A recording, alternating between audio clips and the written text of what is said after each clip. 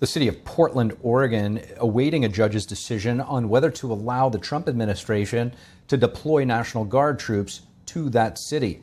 Meantime, local and state police significantly increasing their presence outside of that Portland ICE facility, which has been the center of why the White House wants to mobilize the National Guard.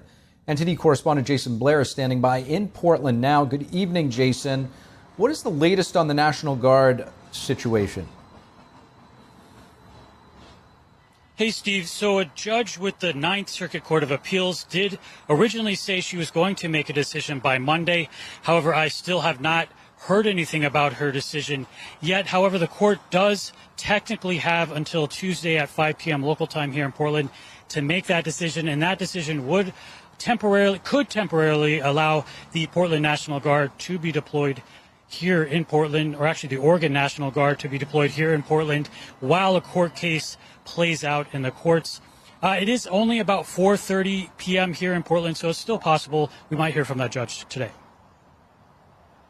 And Jason, obviously Portland has been somewhat different than the other cities where we've seen some of the unrest and the arrests taking place, in that the local and state police have not been able to help the federal officials at that ICE facility, but things seem to have taken a turn. What can you tell us about what things have been like on the ground near the ICE facility? Yes, Steve. So the police presence has definitely increased. On Sunday night, they had a steady presence throughout the night. This is something I haven't seen before at the ICE facility here in Portland. However, the police do seem to be following through on something they said on Saturday when they came into the area and made protesters take down a long-standing encampment that's been up on the sidewalk there. And as I have pointed out in previous reports, this is something that would be normal protocol to have a regular police presence at a protest site like this happening in Portland. And this is something commonly seen in other cities, like we are seeing in Chicago, in the Chicago area with the ICE protests there. But this is the first time that I've seen it happen here in Portland.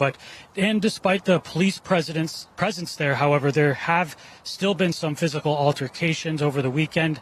On Sunday, there were 2 confirmed arrests during an altercation between protesters and counter-protesters. One arrest was made soon after the incident, and another one was made after police reviewed a video and determined that they were going to arrest another individual. Both were charged with harassment. And then another interesting thing I've noticed the past few days is the number of ICE supporters or counter-protesters at the site have increased quite a bit, and at times they have even closely numbered the amount of protesters there outside of the facility. Back to you.